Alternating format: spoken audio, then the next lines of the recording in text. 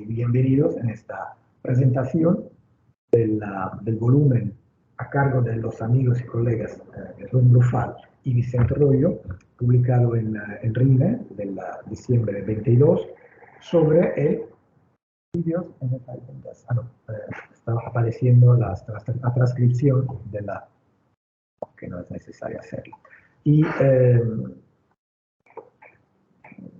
no, tengo que hacer otra vez la registración, pero solo la registración.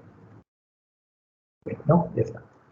Bueno, voy a presentar un momento este fascículo y conectarlo con otros que hemos publicado dentro de nuestra revista, que tratan temas, digamos, parecidos. Desaparezco un momento, son 3 fascículos publicados en 2017.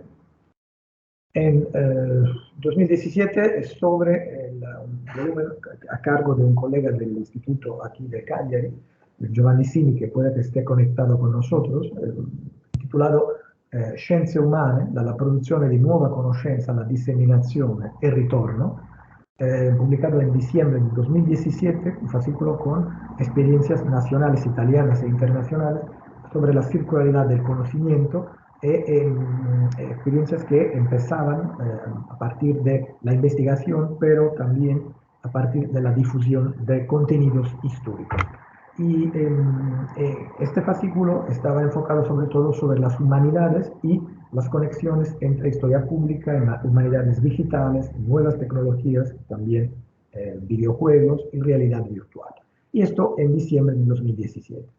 6 meses después publicábamos otro fascículo, el número 2, segundo, nueva serie de junio 2018, las humanidades y su estudio a través de los videojuegos, la gamificación y las redes sociales, a cargo mío y de una colega y amiga de la Universidad Pompeu Fabra, que es la profesora María Belén Castellar Pujol.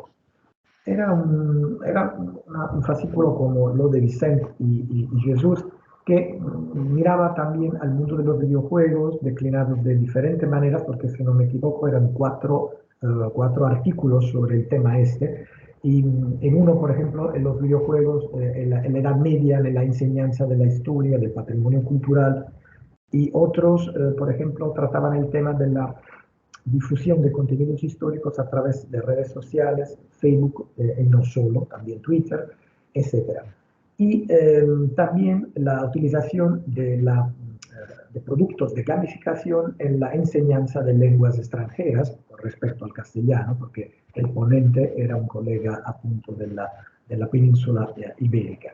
Y esto es otro capítulo de esta línea, digamos, editorial de la revista, que dedica una atención especial, porque a mí también me interesan mucho estos temas, por lo cual cuando los 2 colegas, Jesús y Vicente, me invitaron a participar a una mesa redonda, porque todo esto nace como el producto de una mesa redonda organizada por los 2 en Leeds en 2021, si no me equivoco, porque sí, el año pasado no es posible, porque no pudo participar.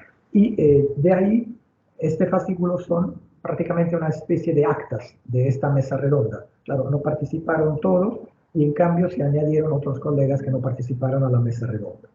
Bueno, dicho esto, dejo la palabra a la colega Carmen, que presento rápidamente para quien no la conoce, y me informé y pedí si podía dar esas informaciones. Y la colega es una investigadora postdoctoral en el área de arqueología de la Universidad de Córdoba, en España, investigadora asociada en el Max Weber College, Universidad de Erfurt, en el proyecto de investigación muy interesante, Religion and Humanity, becaria en la serie de seminarios patrocinados por Getty, Mediterranean Palimpsest, Collecting the Art and Architectural Histories of Medieval and Early Modern Cities, también esto muy interesante. Doctora en Arqueología por la Universidad de Córdoba, máster en Arqueología y Patrimonio por las Universidades de Córdoba, Málaga, Huelva, Pablo de Olavide, Sevilla, y licenciada en Historia por la Universidad de Córdoba. Bueno, como aceptó la invitación para trabajar con nosotros, con un currículum como este. Bueno, muchísimas gracias y a ti la palabra. Muchísimas gracias por la presentación y os quería agradecer, la verdad, muy sinceramente, que no es protocolario, que es sincero el agradecimiento por esta invitación, ¿no? Porque, como decía al principio, he aprendido mucho leyendo este monográfico y bueno, yo quería simplemente desde la máxima humildad contribuir resumiendo un poco o desgranando los temas que creo que considero más relevantes y susceptibles de discusión, ¿no? Que me ha suscitado la lectura del monográfico. Además, bueno, como editores, Jesús y Vicente, dejáis muy clara digamos, la intención, cuál es la necesidad de plantear este monográfico y lo abrís trayendo a la palestra la idea o la idea base, la justificación de esa necesidad que tenemos de reflexionar sobre nuestro objeto de estudio, que es la Edad Media, y sobre nuestra profesión u ocupación, ¿no? El estudio histórico de este momento del pasado, que nos coloca un poco bajo este paraguas de medievalismo a profesionales e investigadores de muy diversa índole, de muy diversa procedencia, etcétera.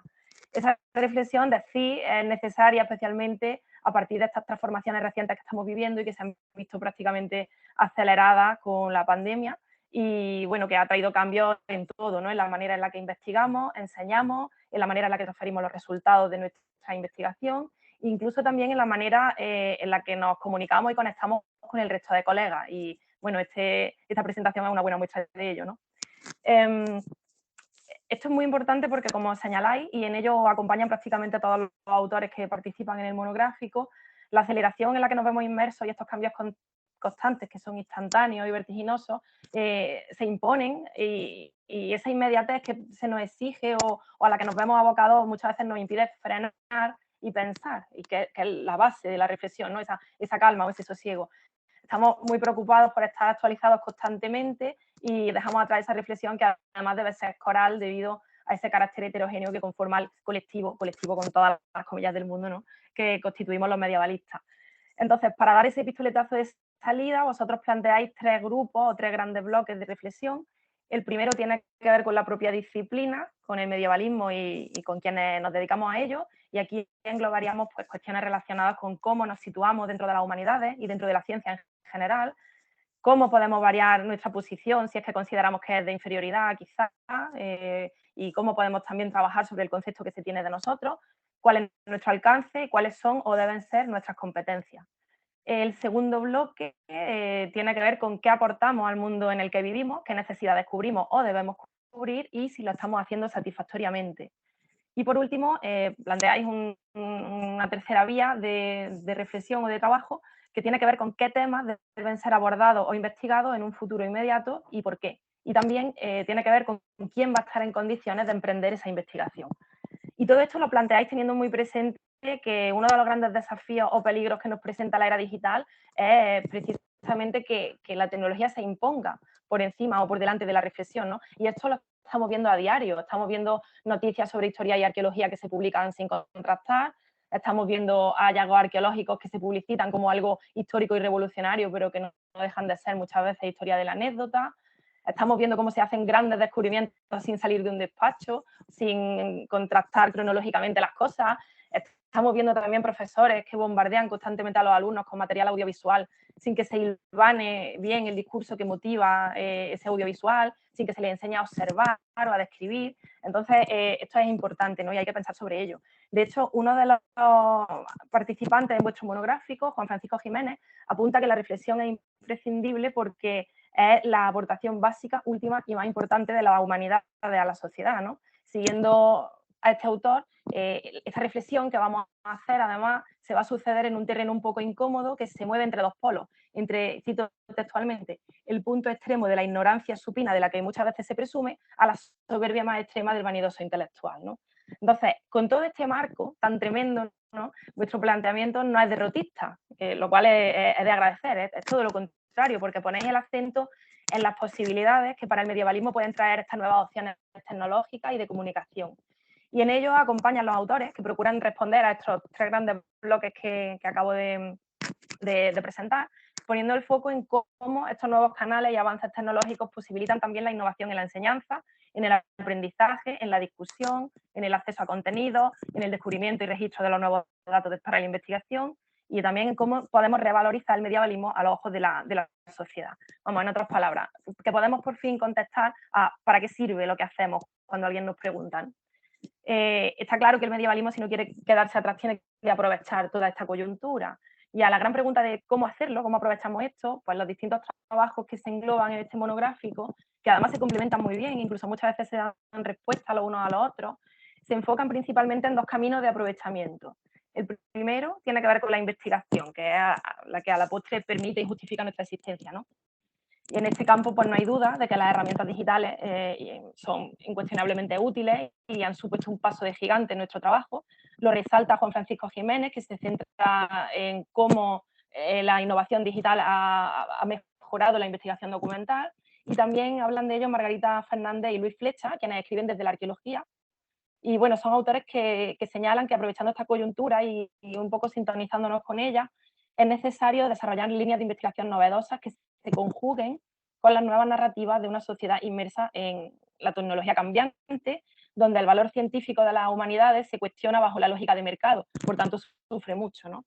Con estas comparativas llevamos habitualmente las de perder, ya que lo que suele subrayarse es que las humanidades no producen resultados económicos claramente mesurables, que no hay un beneficio material tangible e inmediato que pueda extraerse del conocimiento que generamos. Y bueno, una de las preguntas que nos podemos plantear es si eso es verdad, ¿no? Que a ver si es que realmente estamos generando unos beneficios importantes que no sabemos transmitir. Y en ese caso, ¿cómo debemos transmitirlo y quién debe hacerlo, ¿no? Eso enlaza con el segundo camino de aprovechamiento que plantean los autores, que tiene que ver con la difusión o con la divulgación de los resultados, con esa transferencia del conocimiento a la sociedad. Y es que otra de las amenazas a las que el medievalismo se enfrenta y que está muy bien reflejada en el monográfico tiene que ver con la desconexión o el alejamiento o la distancia, que es de muy diversos tipos, ¿no? De enfoque, de percepción, de intereses incluso, que suele existir entre quienes estudiamos la Edad Media y quienes reciben también, entre comillas, los resultados de nuestra investigación, ¿no? En la sociedad en sentido amplio. Aquí en este punto Covadonga Badaliso intenta identificar el porqué de esta separación, que creo que también es un tema interesante de debate, ya que esta autora apunta a, bueno, al ya mencionado desprestigio de las humanidades, ¿no? Que no reportan aparentemente beneficio inmediato y mucho menos rédito. Y en lo que a la Edad Media se refiere específicamente, pues esta autora subraya que hay una concepción popular negativa, una identificación con algo oscuro, que remite a la barbarie. Bueno, y en palabras textuales de Badaliso, pues ella comenta que en las 5 últimas centurias el mayor y mejor estímulo para impulsar reacciones ha venido siendo ese pretérito estático en el que entidades siniestras dominaban imponiendo la ignorancia y la violencia. Mencionar la Edad Media sirve para activar un mecanismo bastante simple y en buena medida infantil, que tiene por objetivo atemorizar al oyente, despertando los recuerdos de un tiempo primitivo y hostil.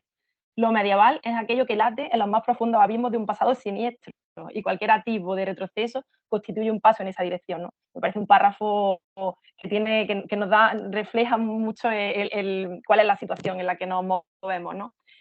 Por supuesto que nosotros sabemos que esa concepción es errónea, ¿no? Pero es una concepción que no solo tienen las personas poco educadas o pertenecientes a las clases bajas, es algo bastante extendido y ocurre a todos los niveles. Aquí me voy a permitir traer una anécdota un poco personal, ¿no? Hace unos meses en la Universidad de Córdoba se planteó la posibilidad de, no sabemos muy bien cómo surgió la idea, ¿no? Pero era una especie de jornadas de pseudociencia que la universidad no quería avalar, pero que tampoco quería prohibir por no, digamos, pues, para que no se la tildase de estar prohibiendo la libertad de expresión, ¿no? Entonces, bueno, en la Universidad de Córdoba hay una asociación de investigadores que está compuesta sobre todo por investigadores postdoctorales de muy diverso corte, pues hay de todo, ¿no? Desde Ramón y Cajales hasta Margarita Sala, personas que están en el plan autonómico, mucha gente. Y se escribió un comunicado en contra de la celebración de estas jornadas y se propuso que el título del comunicado fuera "Estamos en contra de la ciencia medieval". Claro, a lo que yo me opuse por completo, dije, esto hay que replantearlo porque este título es totalmente inexacto, ¿no? Pero bueno, a esos temas nos referimos, ¿no? Entonces, dada esta situación, a mí me resulta también muy paradójico que al mismo tiempo la Edad Media despierte la imaginación y la fantasía, el estímulo, o casi el fetiche, ¿no? En la línea de lo que propone Juan Francisco Jiménez, ¿no? Que nos describe que existe un público, y esto lo conocéis estupendamente, ¿no? Un público muy nutrido que busca en el medievo en productos de consumo de masa, productos que se ambientan en esta época o que recrean ciertos aspectos del pasado y que la gente encuentra gozo y disfrute en eso, ¿no? Entonces, este autor propone aprovechar ese impulso o esa fascinación que se pone de manifiesto, como digo, pues en el campo de los videojuegos, en tantos otros, para desempeñar nuestra labor. Esta propuesta no debe hacerse a la ligera, y el autor así lo dice, ¿no? Pasa por identificar quién se acerca al medievo, a través de qué canales, con qué intenciones, y tenemos que aprovechar esos datos para ofrecer un contenido que, sin desvirtuar el objeto de nuestro trabajo ni sus resultados, se acerque un poco a lo que el consumidor espera, no tanto para contentar a ese consumidor, sino como para crear una nueva herramienta didáctica que sea eficaz, ¿no? Se plantea que este es un pozo ilimitado de oportunidades, algo que también podemos debatir aquí, ¿no? Y también se plantea que dentro de ese pozo está el colectivo que va a generar o que va a sacar adelante la investigación del mañana, ¿no? Creo que este es un tema interesante que deberíamos tratar. Em, Esta contribución enlaza o se conjuga en cierta manera con la experiencia que nos ofrece Iván Armentero, que está relacionado con la investigación de determinados temas que encuentran no pocas dificultades en el campo de la recepción social, ¿no? Este autor en concreto se refiere al estudio de la esclavitud, cuya investigación se impregna o se ve condicionada muchas veces de cierto presentismo, y cuya evolución historiográfica pues evidencia varias cosas. Primero, la profunda renovación que pueden experimentar algunos temas en función de la evolución y de los cambios de las sensibilidades. Y segundo, la necesidad de reflexionar sobre nuestro cometido para poder encarar también preguntas difíciles que se nos plantean hoy, en la actualidad, ¿no? O sea, que no tienen que ver con el pasado, sino con nuestro presente más actual. Y tenemos que ser capaces de contestar a eso, ¿no? Armentero pues, propone cuestiones como por qué destinar fondos públicos a ahondar sobre determinados temas, qué pretendemos conseguir con ello que pueda beneficiar al mundo presente, etcétera, etcétera. Y esto, evidentemente, pues no es fácil, habida cuenta de que estamos, como ya he dicho, ante un panorama pues, muy mercantilizado, ¿no? Enlazando también con la necesidad de un soporte financiero público, Armentero da una clave que considero bastante importante también para este debate. Cito textualmente de nuevo: la capacidad potencial que tiene una comunidad para dialogar con ciertos discursos históricos tiene bastante que ver con las políticas públicas de sensibilización que se llevan a cabo. En otras palabras, es la administración, en palabras de este autor, la que debe encargarse de facilitar, un poco de vehicular, que se pueda conseguir un estado de opinión proclive a la recepción de determinados discursos históricos, sobre todo de aquellos que pueden resultar incómodos, ¿no? Esta idea es importante porque muestra también la complejidad y la heterogeneidad de todos los actores o agentes que más o menos se pueden relacionar con el medievo o con el medievalismo, si queremos, ¿no? Desde la administración hasta particulares de muy diversa índole, que además se dedican a cosas muy diversas. Investigan, enseñan, gestionan, etc. La investigación en temas como este, de historia de la esclavitud, nos ayudan a conectar con la actualidad, que es también un reto muy importante, ¿no? Y es quizá la dificultad más cotidiana que enfrentamos. ¿Cómo podemos traer nuestra labor al presente de forma útil?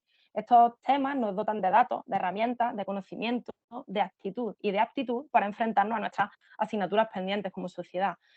Muchas de las cuales, además, como he dicho, son incómodas para el debate político, ¿no? En este caso, bueno, Armentero argumenta que investigar sobre esclavitud puede conllevar reflexionar sobre flujos migratorios actuales para adquirir una mayor comprensión de los procesos que están sucediendo en la actualidad, sensibilizar a la sociedad y, en última instancia, buscar soluciones.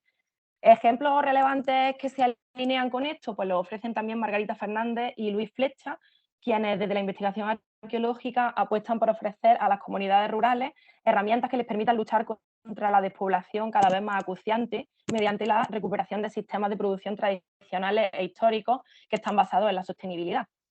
Esto, además de hacer frente al carácter más agresivo de la globalización que experimentamos, pues reconsidera, recupera e incluso refuerza identidades y capacidades para ofrecer alternativas a la sobreexplotación, que es muy agresiva tanto con el ser humano como con el medio en el que nos movemos, ¿no? Estas propuestas no son etéreas, es decir, se han puesto en funcionamiento y se han probado eficientes, por eso los autores abogan por su repetición o por su expansión en otros aspectos, ¿no? Siguiendo esta idea y también por dar un contrapunto no tan positivo del monográfico, yo cuando estaba leyendo todos estos trabajos estaba segura que iba a encontrar menciones a los objetivos de desarrollo sostenible, que son, bueno, un conjunto de objetivos globales adoptados mundialmente, cuyo fin es erradicar la pobreza, proteger el planeta y asegurar la prosperidad para todos los que lo habitamos, ¿no? Que son, bueno, básicamente los objetivos que conforman la Agenda 2030. Sé que son metas utópicas, pero también son deseables y son necesarias, ¿no? Y al final lo que persiguen también es implicar a todo el mundo, desde gobierno hasta el sector privado, pasando por la sociedad civil, tanto en su conjunto como de manera individual, ¿no? Las políticas de investigación de muchas universidades españolas están alineándose ya con estos objetivos y están buscando la forma de integrarlo o de orientar sus investigaciones para que puedan aportar algo a este respecto, aunque sea a pequeña escala. Y si repasamos los objetivos, bueno, son 17, no lo vamos a leer todos, pero voy a mencionar algunos que creo que pueden tener que ver con los temas que el monográfico desarrolla. El objetivo 4, educación de calidad; 5, igualdad de género; 6, acceso a agua limpia y saneamiento; 8, trabajo decente y crecimiento económico; 10, reducción de las desigualdades; o 12, producción y consumo responsable. Pues al leerlos parece que las humanidades o la cultura en general ha quedado fuera, ¿no?, del diseño de estos objetivos, porque no hay ninguno que a priori tenga que ver directamente con lo que hacemos. Y sin embargo, a la luz de las aportaciones que conforman el monográfico, estoy más convencida de que claro que la cultura tiene que aportar. Lo que pasa es que quizás somos nosotros los que no estamos siendo capaces de conectar con esos grandes retos que se están planteando en un lenguaje que quizás no es el nuestro, ¿no? Entonces, esto creo que es importante e incide en ese tercer bloque que los editores planteabais sobre qué investigación debe abordarse en el futuro y cómo debe hacerlo, que también creo que además es el bloque que pasa más desapercibido en todo el monográfico. Y creo que es aquí donde hay que buscar los temas de investigación futura, que se imbriquen con estas preocupaciones sociopolíticas tan de actualidad. De hecho, hay disciplinas de las humanidades como la ética aplicada o la gestión cultural que ya se han puesto un poco al día con esto, ¿no? Aunque pueda sonar un poco disparatado o utópico, como digo, si nos paramos a analizarlo, prácticamente todas las contribuciones que conforman el monográfico, con mayor o menor intensidad, se integran perfectamente en esta Agenda 2030, ¿no? Estudiar la esclavitud para dar respuesta a desafíos migratorios actuales, analizar las formas de producción de las comunidades rurales del pasado para asegurar la supervivencia de las comunidades presentes, diseñar nuevas herramientas didácticas y pedagógicas de calidad en estos productos de masas que parece que nos están invadiendo todo el rato. Entonces, lo que a mí me sugiere esta ausencia de los objetivos aquí es que la desconexión entre humanidades y retos del presente está más en nuestra cabeza, ¿no?, en nuestra forma de ver las cosas. No deja de ser paradójico que las humanidades tengan como objeto último al ser humano y que no participemos de esta agenda. Por tanto, creo que ahí podemos aportar mucho y es un tema sobre el que debemos pensar. Somos nosotros los que tenemos que convertir el pasado en una herramienta para el presente, ¿no? ¿Cómo hacemos esto? ¿Cómo aportamos a esto? Bueno, pues a través del apoyo y del desarrollo de temas de investigación adecuados. Pasan de puntillas por el monográfico, pero son importantes y hay que subrayarlo. Y a todo ello yo añadiría uno que no se menciona y también me ha sorprendido, que es la perspectiva de género, por ejemplo. Pero realmente esto es un tema infinito, ¿no? ¿Qué temas de investigación se deben abordar, que puedan aportar, que estemos en condiciones de hacerlo? Pues hay muchos. Y eso demuestra que no es una propuesta frívola, ni desenfadada, ni simplista, ¿no?, que también entraña sus peligros y no está exenta de complejidades. Y a este respecto me gustaría traer a colación la aportación de Alejandro García San Juan, que a él deja bien patente con su contribución que al final resulta que la historia es útil, ¿no?, y por tanto como útil es también peligrosa. De ahí la importancia de que reflexionemos muy seriamente y tengamos claras las atribuciones del historiador y su labor y su función en última instancia. Siguiendo a García San Juan, una de las máximas urgencias que tenemos es enfrentar y contestar debidamente a las narrativas tóxicas emanadas del existencialismo. Nos debemos, según este autor, y en esto recibe el apoyo de prácticamente todas las demás contribuciones, a la lucha contra ideas tan alejadas de la realidad como científicas, que tergiversan el pasado para justificar, cuando no legitimar, políticas inaceptables de exclusión o cosas peores, ¿no? Su trabajo explica también cómo se hace un uso interesado y partidista del pasado medieval, que apelando a conceptos como identidad, orígenes, raíces, sentimientos de pertenencia, lo convierte en un arma que sienta parámetros de pertenencia y de exclusión en el presente, ¿no? Covadonga Baliso llama esto anacronismo utilitario y aboga por la revisión constante, diciendo que la reelaboración de los relatos históricos es necesaria porque cada presente requiere de una versión actualizada de un pasado que considera propio. Cualquiera de estas investigaciones responde a cuestiones del presente y altera la imagen que éste tiene de un pasado siempre cambiante. Entonces, intervenir en esta cuestión me parece fundamental, ¿no?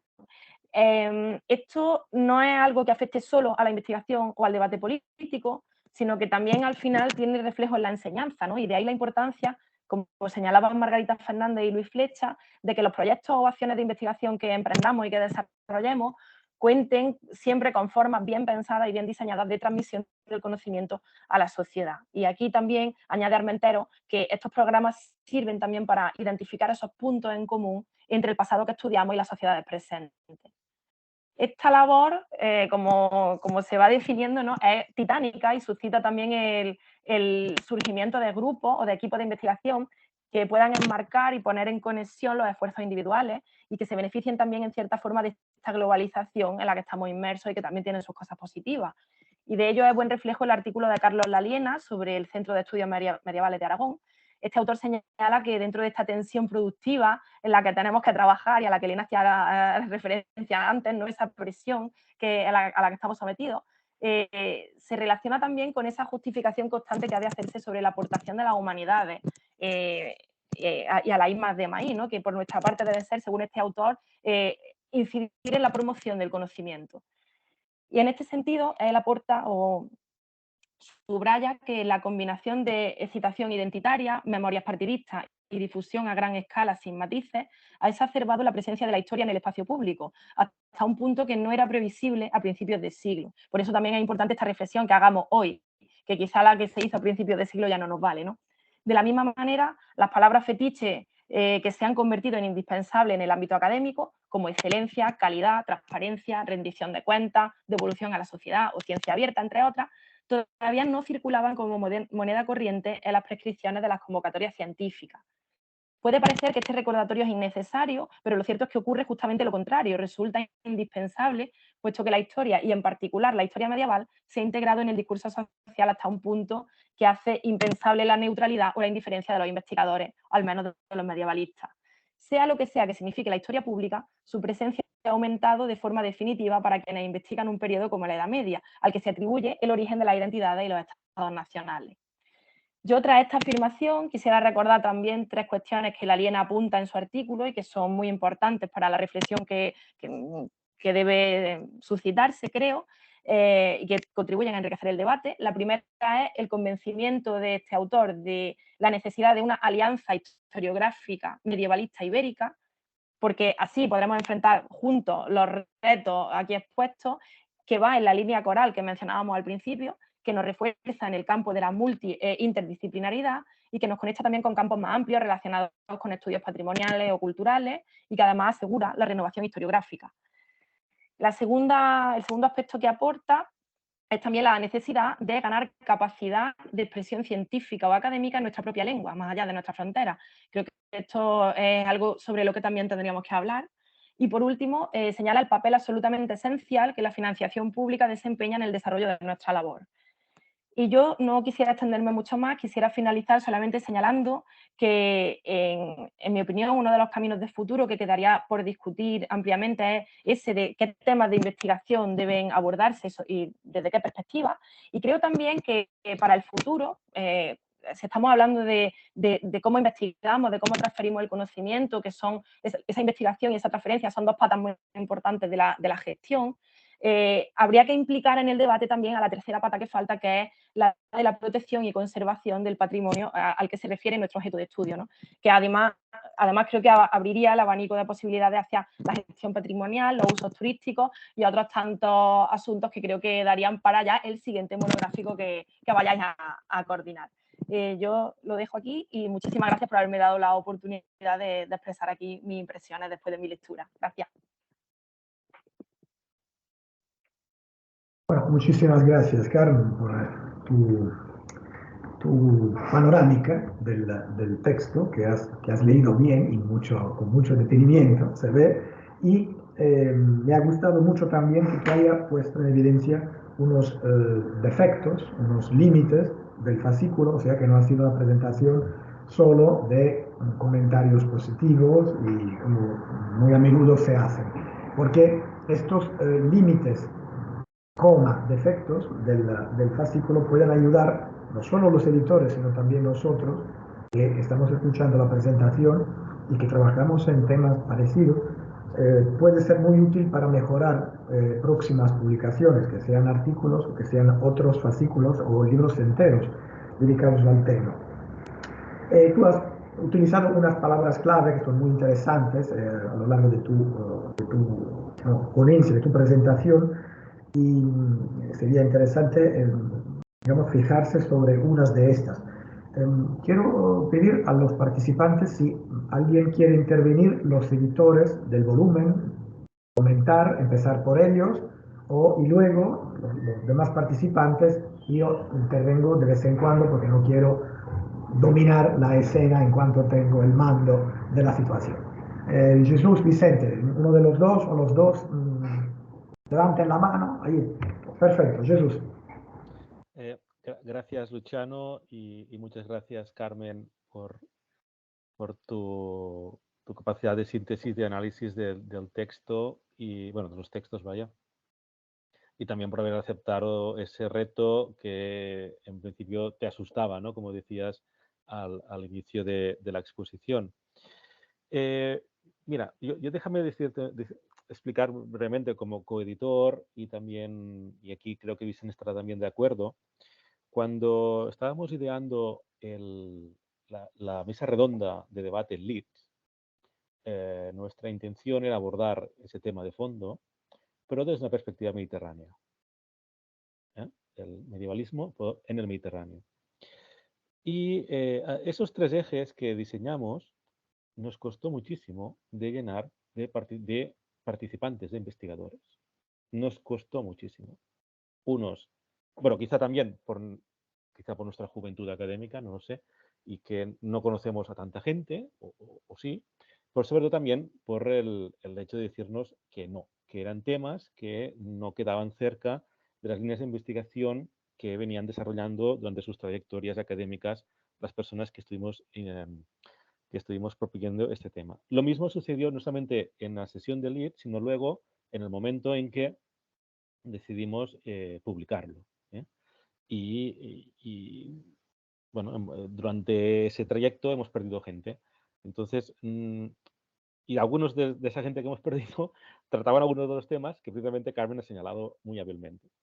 Entonces, no quiero justificarme, pero sí quiero poner el punto sobre la I, ¿no? En este sentido de que no es fácil encontrar a investigadores que se lancen a reflexionar sobre esas cuestiones cuando a veces, pues bueno, todo el mundo está muy bien, digamos, dispuesto en su encofrado, ¿no? Allí muy bien protegido y va siguiendo su línea de investigación y su trayectoria. Pero bueno, este es un tema abierto, esto es actualidad y además hay una trayectoria de investigaciones al respecto que durante el cambio de siglo hasta el presente, perdón, de milenio hasta el presente, pues bueno, viene suscitando interés, sobre todo a partir de dos conceptos que creo que hay otros, como la Global History, la historia comparada como una derivada de la Global History y también la Global Ecology y otras cosas, ¿no? En este sentido, que van siendo temas que bueno, van abordando esa idea de la globalización y nosotros, en nuestro caso concreto, lo abordamos desde el medievalismo, esa especie de bueno, de que cabemos todos, aunque hay matices dentro, ¿no? A mí me ha gustado la puntualización que haces, Carmen, de la perspectiva de género, que sí, no está y se echa de menos, no para quedar bien, sino porque ese es un tema ya. Ese es un tema que está aceptado y que hay que ponerlo encima de la mesa cuando se hacen ese tipo de trabajos. A partir de aquí, me gustaría comentar, y espero que también el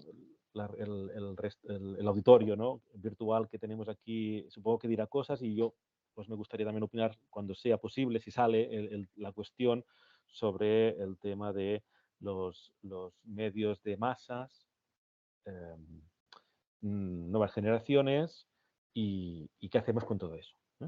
Y bueno, de momento lo dejo aquí y esperando que alguien más se vaya animando a hablar sobre los diversos temas que tenemos aquí propuestos. Vicente. Gracias. Gracias, Jesús. Vicente, por favor.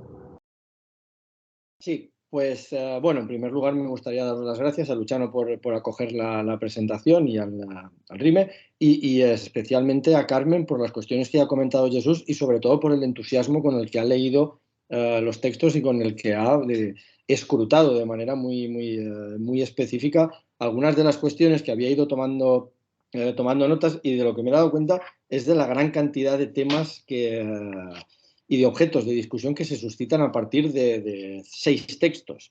que tampoco son excesivamente largos, con lo cual lo que tenemos delante es una problemática muy interesante y que se puede abordar desde muy diferentes puntos de vista, no solo por tocar algunos de ellos, dos en concreto, y para enlazar también con lo que comentaba antes Jesús, con esas dificultades que tuvimos en su momento para organizar la mesa redonda y también el monográfico, que para nada, insisto en las palabras que ha dicho Jesús, que no son una justificación, ¿no?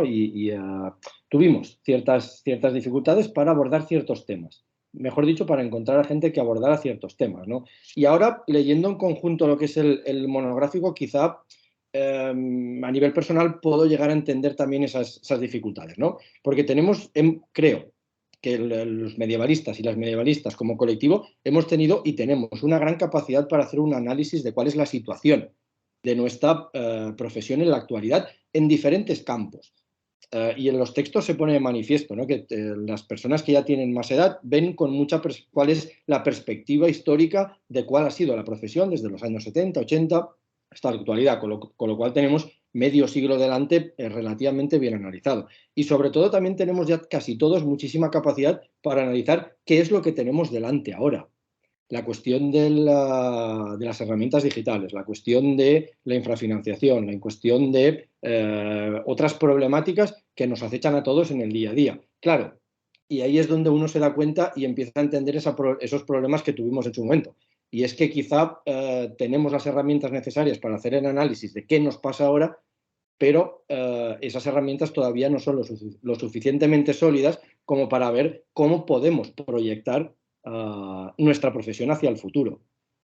Entonces, ahí pueden intervenir diferentes factores en los cuales ahora mismo no entraré para no extender demasiado la intervención, pero lo que sí que me he dado cuenta releyendo los textos que ya leí en su momento y que ahora he vuelto a recuperar es precisamente eso, ¿no? La capacidad de análisis, la gran capacidad de análisis que tenemos, sí, que sabemos muy bien qué nos afecta y qué nos está pasando.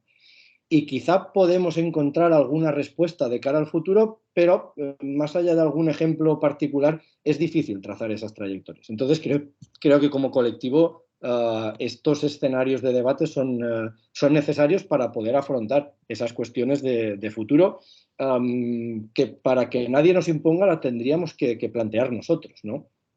Saber muy bien qué nos pasa y saber hacia dónde queremos ir, porque la sociedad en la cual vivimos la conocemos relativamente bien y sabemos y tenemos capacidad para aportar respuestas alternativas a muchas de las problemáticas que se han ido comentando. Una de las cuales, y esta era la segunda cuestión que quería traer a colación, es que también encuentro que de manera transversal en todos los textos surge la contraposición que existe entre el liberalismo y las humanidades. Es decir, cómo las humanidades encajan mal en los sistemas y en los mecanismos de interacción a todos los niveles que el liberalismo, el capitalismo nos impone. Con lo cual, esa búsqueda de respuestas también tendría, de respuestas hacia el futuro, me refiero, también tendría que ir hacia ahí, ¿no? A ver cómo encajamos en un futuro que se presenta siempre incierto nuestra profesión, nuestra difusión y nuestra participación en un mundo que es globalizado y que, por tanto, exige un tipo de respuestas determinadas. Ya, sin más, cedo la palabra y que intervenga el público. Quisiera añadir dos palabras a lo que comentaba ahora Vicente. Yo no estoy tan seguro que los historiadores tienen claro, los medievalistas y no solo los medievalistas, tengan tan claro lo que tenemos enfrente. No estoy tan seguro de esto. Soy un poco más pesimista. Quizás sea la edad, pero creo que es esto el problema. Porque escuchando también la presentación de Carmen y no solo, leyendo, tengo esta impresión que muchos historiadores, no solo medievalistas por supuesto, están poniéndose la pregunta crucial, pero ¿sirve para algo realmente la historia en esta sociedad neoliberal, etcétera, etcétera, etcétera? Pero veo un poco de pesimismo, porque claro, es un presente muy rápido, como comentaba también Carmen. Creo que poco a poco también los medievalistas, que estamos acostumbrados a utilizar unos documentos pocos o tantos para cubrir siglos y mirar diacrónicamente, sobre todo diacrónicamente, estamos un poco apretados ahora, ¿no?, al suelo por esta rapidez del tiempo corriente que no te da la posibilidad realmente de reflexionar. Además, hay cambios de paradigmas historiográficos muy a menudo son de moda, realmente de moda. Y claro, tienes que un poco entrar dentro de estas nuevas indicaciones, porque si no tu producción se queda al margen, y si eres joven y tienes que publicar, tienes que hacer tu carrera, diría que es necesario que tú sigas unas indicaciones, porque si no, tus publicaciones no son útiles, son, digamos, se quedan al margen de la investigación historiográfica. Con lo cual, soy un poco más pesimista. La historia, claro que la historia es útil, y aquí me conecto también a lo que decía Carmen sobre el texto de Carlos, de la Liena, que decía hacer una especie de santa alianza de los historiadores ibéricos para afrontar el futuro, que es una especie de monstruo, digamos, de una situación difícil a descifrar. Esto es claro. Pero yo veo que también hay esta especie de riesgo que también muchos historiadores pierdan la confianza en que la historia sea realmente un instrumental útil en este momento para descifrar una realidad que es tan rápida en el cambio. No es un caso que hay esta explosión de interpretación, presentismo, por ejemplo, de interpretación, de un tipo de interpretación de la historia. Con lo cual, es claro que además ponerle, como siempre se hace, ¿no? Que el medioevo, la Edad Media, perdón, en italiano, medioevo, la Edad Media es el periodo en que se forman los estados nacionales. Esto también nos ayuda en un momento de globalización. O se estudia la historia medieval como una globalización antelitteram, pero hay que tener mucho cuidado, porque si no estás transportando una herramienta metodológica, interpretativa, que es actual, claro que la historia siempre se reconstruye según las necesidades de la época del historiador, pero hay que tener mucho cuidado, porque si no, yo leo la historia como me gustaría que fuera, porque tengo casi la necesidad obligatoria de conectarla con este presente para que sea útil en un sentido pragmático, pero no útil conceptualmente. Esto es un riesgo que yo veo y ahí creo que sí sería interesante reflexionar bien profundamente, porque es un cambio de paradigma. Yo creo que sea una época de cambios profundos de paradigmas historiográficos. Y esto necesita una gran atención, sobre todo para el futuro de la historia, de la enseñanza. Justamente Carmen hablaba también de la enseñanza en las escuelas, de la difusión de la historia en la sociedad civil, para que la gente no se trague todo lo que la comunicación oficial le manda diariamente. Y, o sea, estimular el espíritu crítico, etc. Y nada, era así para poner algo en la mesa del debate. Y luego veo que hay Vicente otra vez, no, Armenteros. No, Iván era. Iván, por favor. A ver que conecto la cámara, ¿se me ve? Sí, ¿no?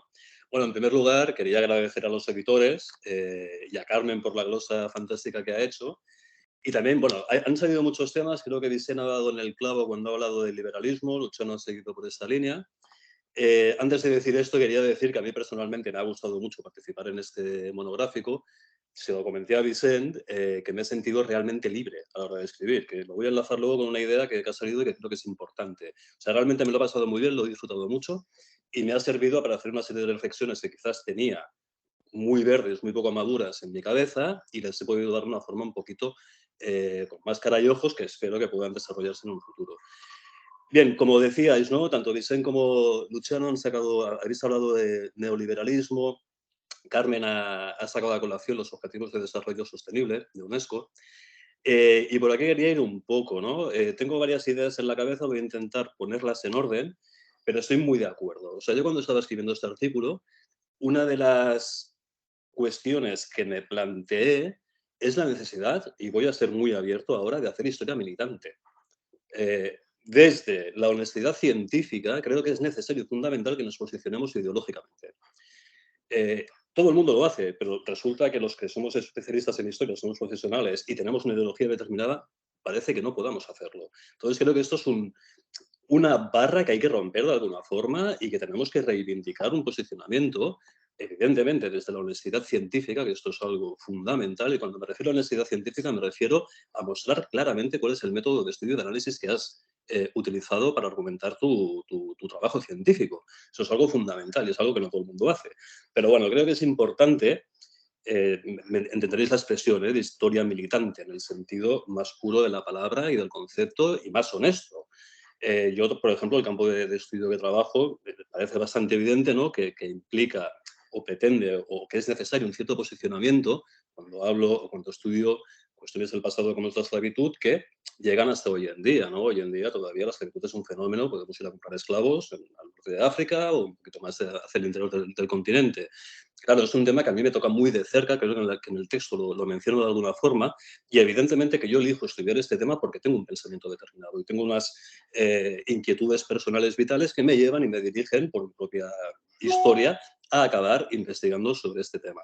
Y esto lo querría relacionar también con los objetivos de desarrollo sostenible y con las políticas de la Comisión Europea, en concreto, ¿no? Que desde hace una década y media, estamos viendo cómo la Comisión Europea está diseñando unas políticas científicas de financiación de programas científicos que están acordes con las líneas políticas de desarrollo político que decide el Parlamento Europeo. Entonces, aquí yo me planteo un poco la cuestión de en qué medida somos siervos de los parlamentarios europeos, lo que acaban decidiendo, que pasan por la Comisión Europea y acaban definiendo aquellos programas de investigación que van a dar financiación. O sea, en qué momento finaliza la libertad de cátedra de investigación y en qué momento acabamos siendo unas piezas para diseñar unas políticas europeas que van en una dirección determinada. Y esto lo digo porque si bien es cierto que yo, por mi investigación particular, puedo encajar muy bien con lo que se está diseñando en la Comisión Europea hoy en día, con todo el tema de migraciones, por ejemplo, o con los objetivos de desarrollo sostenible, ¿no? Es algo que en el Consejo, en el CSIC, llevamos mucho tiempo, nos están machacando con esa idea, tenemos ya localizados e identificados aquellos objetivos que se adaptan a nuestra investigación, pero,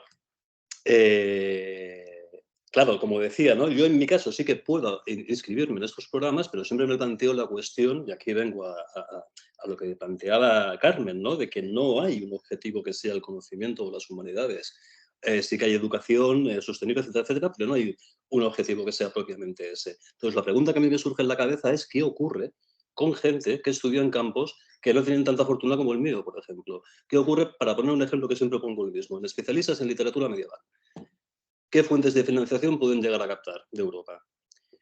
Evidentemente que si haces el juego de adaptación, ¿no? Bueno, pues yo soy especialista en literatura medieval, voy a ver cuáles son los programas marco y cuáles son las líneas de actuación y voy a intentar adecuar mi investigación a ello, pero ya estás renunciando a tu investigación. Entonces, bueno, es algo que lanzo para el debate también, ¿no? Y que creo que es importante, porque como decía Luciano, estamos en un momento de cambio de paradigma, y no solamente en la investigación, sino estamos viendo cómo está el mundo y hacia dónde vamos, ¿no? Con una confrontación, parece ser, por la hegemonía mundial que veremos en los próximos 10-15 años y que nos va a afectar y nos está afectando en nuestro día a día como ciudadanos, pero también como investigadores. Bueno, creo que lo voy a dejar aquí porque podría decir muchísimas más cosas. En definitiva, lo que quería decir es que tanto el monográfico como el ejercicio personal que hice con él, y vuelvo a agradecer tanto a Vicent como a Jesús la amabilidad por contar conmigo, ha sido una experiencia muy, muy gratificante, muy satisfactoria y me ha ayudado para poner en orden algunas ideas que tenía en la cabeza. Y creo que es un camino que habría que seguir realmente y que habría que profundizar en él. Y bien, os lo dejo ya porque además de aquí 5 minutos me tengo que ir y que cedo la palabra a los demás. Muchas gracias. Muchas gracias a ti por intervenir y bueno, no me has agradecido a mí como director de la revista y esto me pone enfadado, por supuesto. Has agradecido a todo el mundo. Estoy bromeando.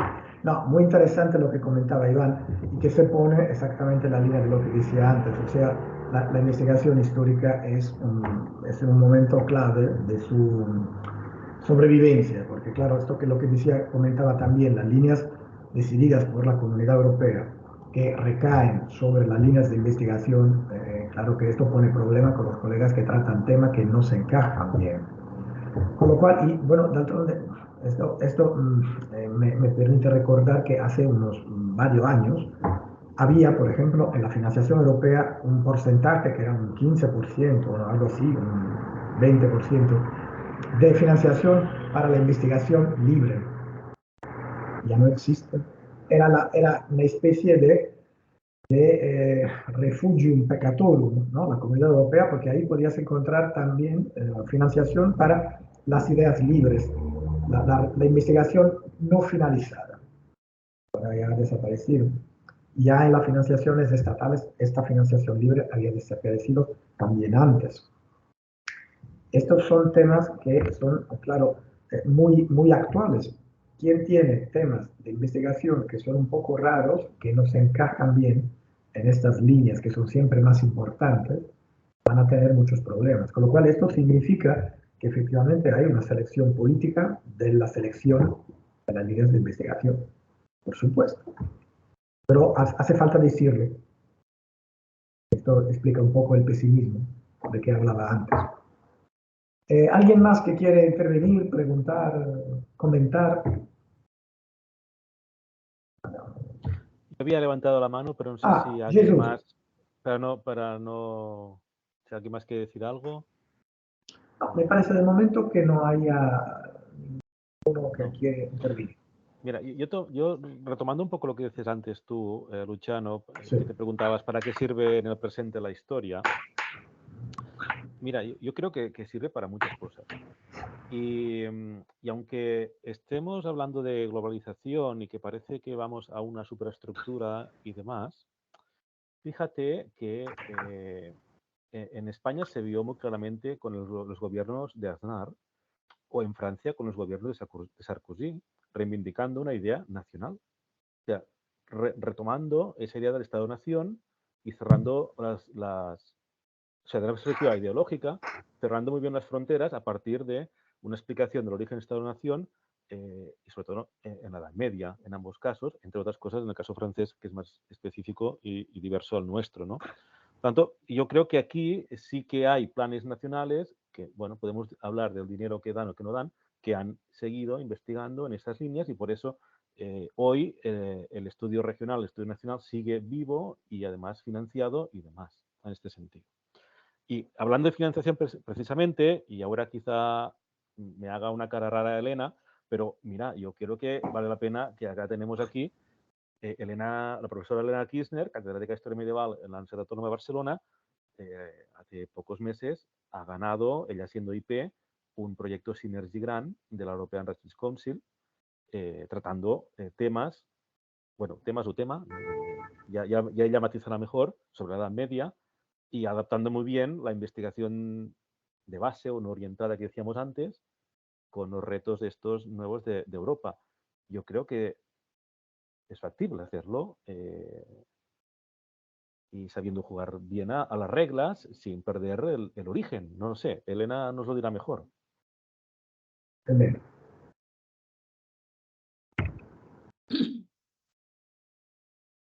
Bueno, es un programa que no pone absolutamente ninguna condición a los temas de investigación, con lo cual, en fin, cualquier propuesta que contenga riesgo, pero al mismo tiempo sea realizable y esté conformada por un equipo de investigadores que no pueden realizar el proyecto sin los otros colegas, ¿no? Porque son de disciplinas diferentes o porque tienen en fin, unas capacidades de investigación que los otros no tienen, ¿no? Que deben poner en común para crear esta sinergia, por eso lleva este nombre el programa, son las únicas condiciones del programa, ¿no? Otra cosa es que después el tema propuesto guste o no a los evaluadores que van a recibir.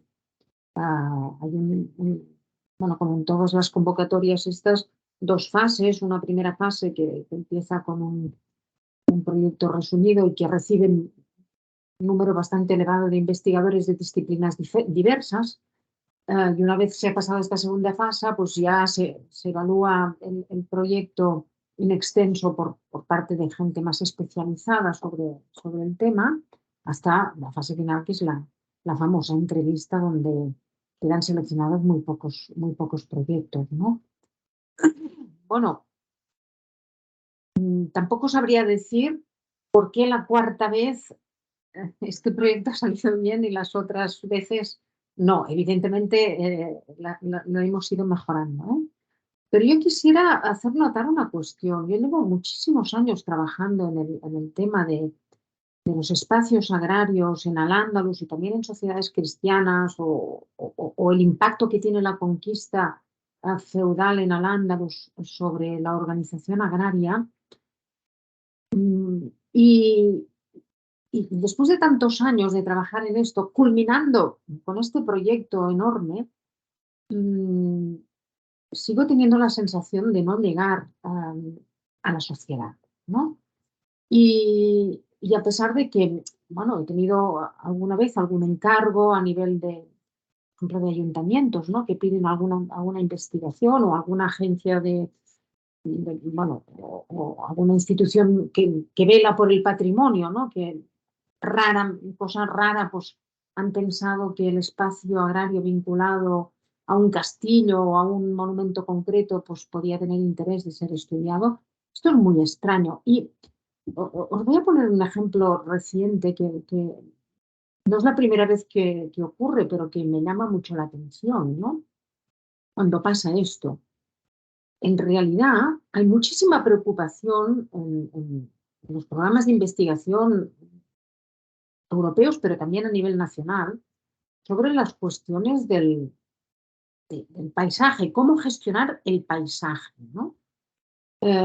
Y en ese sentido pienso que la investigación que yo he desarrollado junto con otros colegas en la Universidad Autónoma y que también otros colegas de otras universidades, de Valencia, de Granada, de otros sitios, bueno, de otros países, pues han dedicado grandes esfuerzos a estudiar el paisaje, sobre todo desde este punto de vista, el agrario, no tanto como geografía humana, sino espacios de cultivo, espacios de aprovechamiento agrario. Pero en realidad hay una gran preocupación a nivel de instituciones, de gobiernos, sobre la conservación del paisaje. Se ha convocado un congreso hace poco, auspiciado por el Departamento de Territorio de la Generalitat de Cataluña, que se llama Gobernar el paisaje para ordenar el territorio, con un montón de intervenciones que se van a celebrar el 26 y 27 de abril, y no hay en la selección ni un solo historiador ni arqueólogo, ni uno. Hay geógrafos, hay especialistas en medio ambiente, medioambientalistas, algún ambientólogos les llaman, ambientólogos, paisajistas, algún paisajista del paisaje, arquitectos del paisaje, varios geógrafos, ni un solo arqueólogo o historiador. No digo que tenga que ser yo, ¿eh? Y esto es habitual. Es decir, hay una preocupación por la degradación del paisaje y es evidente. Yo, más de 30 años que llevo de investigación, estoy viendo cómo se destruyen espacios agrarios que estudié hace 30 años, ¿no? O cómo desaparecen debajo del bosque por el abandono. O se siguen construyendo polígonos industriales en fondos de bañes fluviales o de torrentes, arrasando con los paisajes, o zonas como el Priorat en Cataluña, productora de vinos ecológicos y tan valorados, etcétera, etcétera, y que pretenden ser candidatos a no sé qué cosa de la UNESCO, y en realidad han destruido con excavadoras todo el paisaje tradicional, aterrazando de nuevo y cargándose las terrazas de piedra seca, y ahora quieren ser un reservorio de no sé qué paisaje, cuando en realidad está íntegramente destruido, ¿no? Entonces, bueno, yo creo que nos está pasando un poco en todos los temas que estudiamos. No contamos, no sé hasta qué punto porque se nos desconoce o porque tampoco se nos quiere escuchar, ¿no? Lo que queremos decir. O quizás no sabemos hacernos presentes, ¿no? En estos debates, ¿no? Bueno, yo soy una de estas personas que os dejó plantados en el camino, muy al principio además, porque tenía que haber participado, así que me disculpo por eso y solamente, bueno, aunque no he leído todavía el monográfico, pero sí que os felicito por haber conseguido reunir al menos este grupo de textos que también ha evaluado y ha valorado Carmen González. Bueno, no sé si ha aportado algo a la discusión.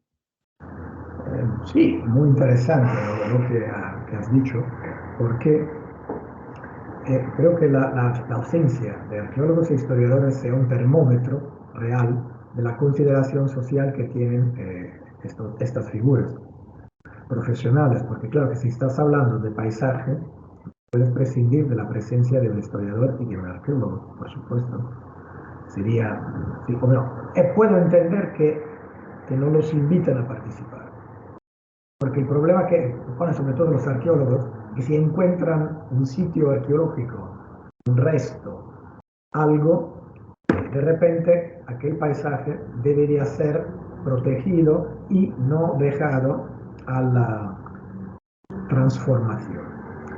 Con lo cual entiendo esta finalidad, pero también me parece que sea una señal claro que son figuras que no se ven como importantes.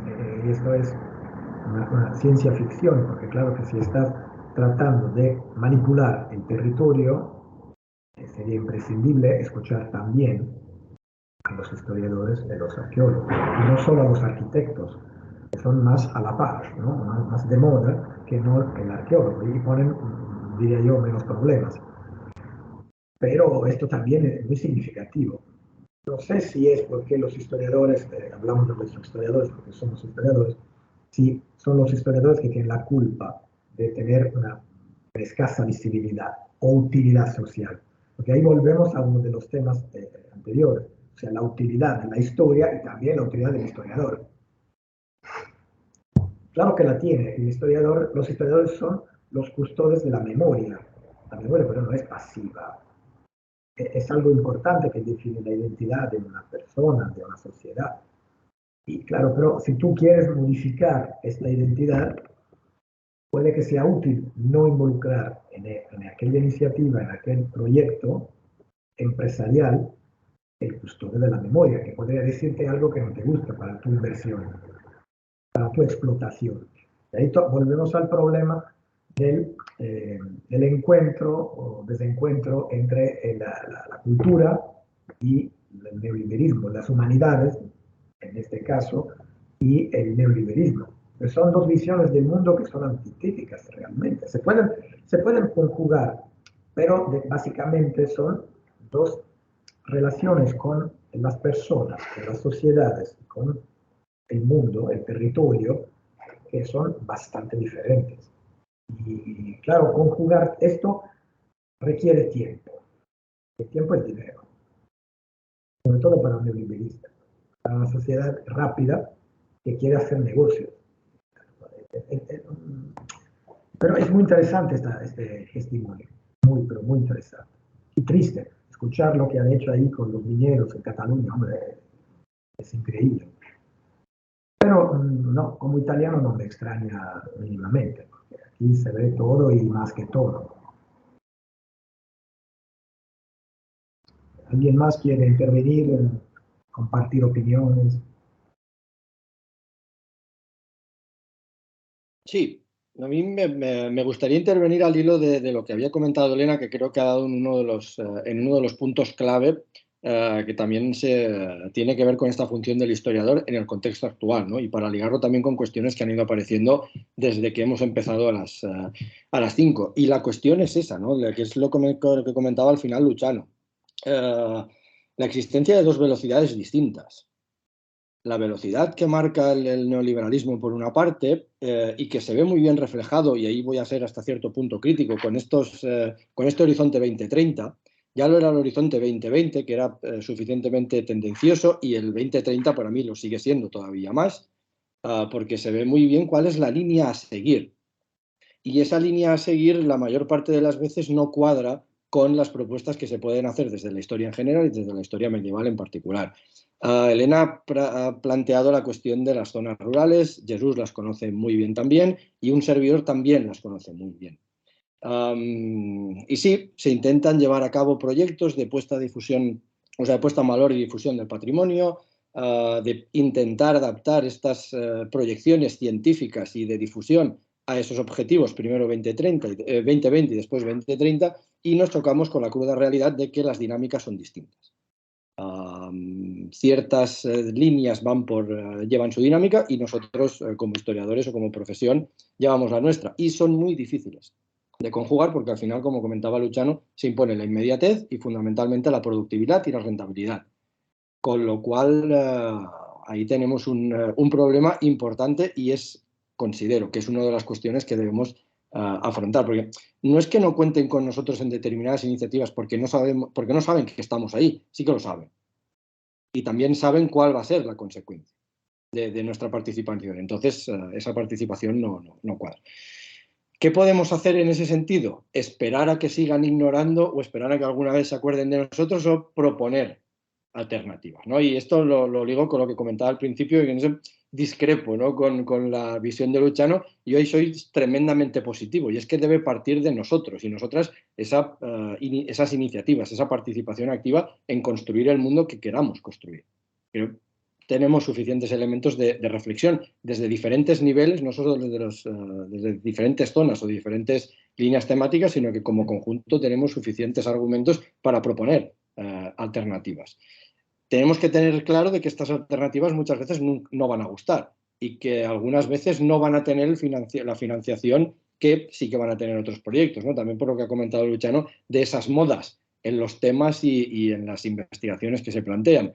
Sí, pero bueno, también ligando lo que comentaba Iván Armenteros de esa historia militante, si se trazan y se marcan buenas líneas de investigación suficientemente sólidas, pueden tener un recorrido en el tiempo que sí pueden ir satisfaciendo esas modas para que la gente más joven que empieza pueda tener su cabida dentro de un mundo que va muy rápido, pero que no pierdan el hilo argumental básico. Yo creo que esto es fundamental tenerlo claro para el futuro y para poder orquestar y para poder proyectar no solo carreras individuales de investigación, difusión, transferencia, etcétera, sino pensando en la profesión a nivel global. Y entiendo que ese es el cambio de paradigma también, que antes comentaba Luciano, que tenemos que afrontar y tenemos que tener muy claras cuáles son las bases y sobre todo cuáles son los retos que tenemos delante. Solo un apunte. Claro que nos conocen. Los organizadores del Congreso me han enviado por correo electrónico el programa. No lo he buscado yo, lo he recibido por correo electrónico. Fueron muy amables. Saben que estamos, saben lo que hacemos y nos mandan el programa, pero no contemplan que podamos aportar absolutamente nada, ¿no? Al menos son educados, ¿no? Son muy cumplidos. No, hombre, eso es importante. Pero claro que sí, que saben que existen los historiadores, los arqueólogos, por supuesto. Pero, y claro, le dan la invitación para asistir al proyecto y a la manifestación, ¿no? Para participar, que es otra cosa. Pero es la idea de que la ordenación del territorio, la protección del paisaje que se propone en este congreso, que lo organiza el Observatorio del Paisaje de Cataluña, que tiene como misión velar por la protección del paisaje, etcétera, etcétera, tienen clarísimo que historiadores y arqueólogos no les servimos para nada. Claro, interesante, ¿no? Muy interesante. Y eso pasa en muchos campos, ¿no? No solo este, ¿no? A pesar de que después se pueda utilizar de forma anecdótica, ¿no? La historia medieval o los conocimientos que generamos pues, para hacer una serie de televisión o para lo que sea, ¿no? O para justificar esencias nacionalistas.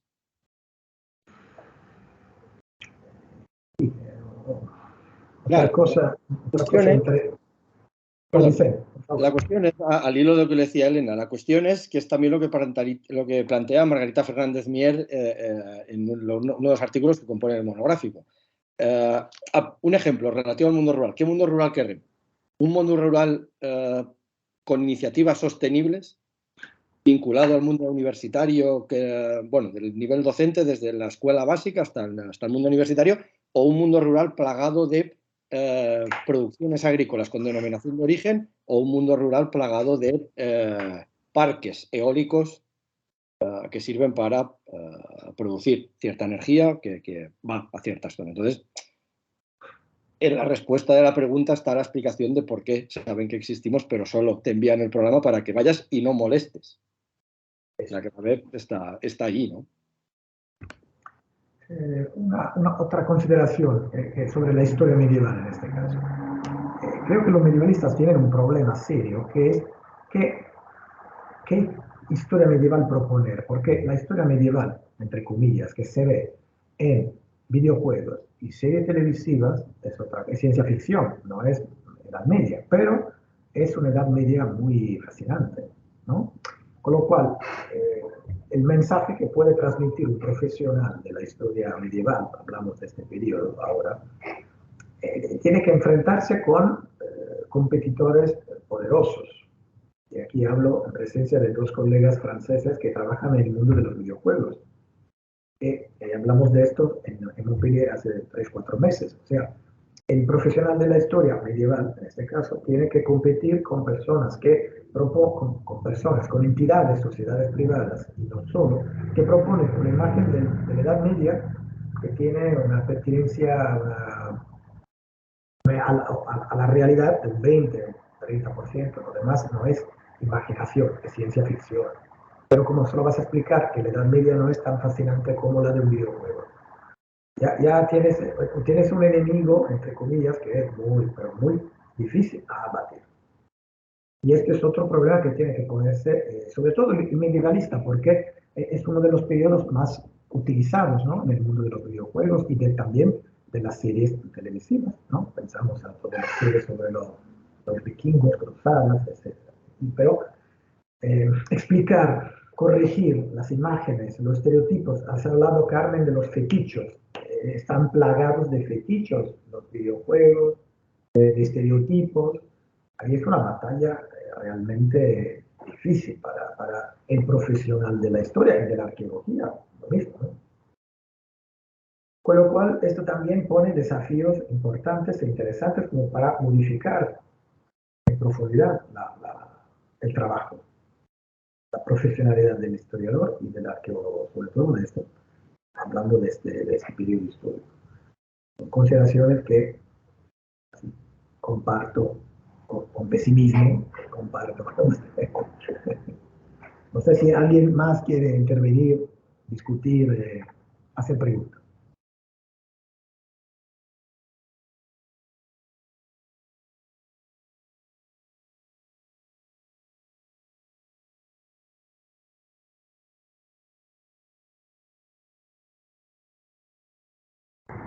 Parece que no hay nadie más que quiere intervenir o preguntar. Con lo cual, no sé, ¿qué pensáis? ¿Podemos terminar la presentación? ¿Queréis decir vosotros como editores algo más, Carmen? No sé. Si no, terminamos el encuentro, como queráis.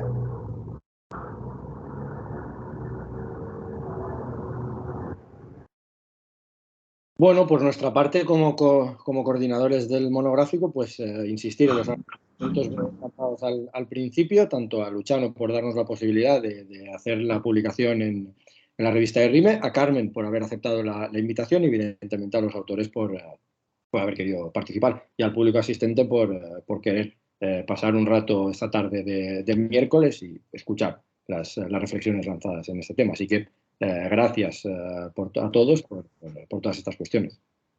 Muy bien. Jesús, tú te sumas. No, ya está, ya ha dicho todo Vicente, perfectamente. Muy bien.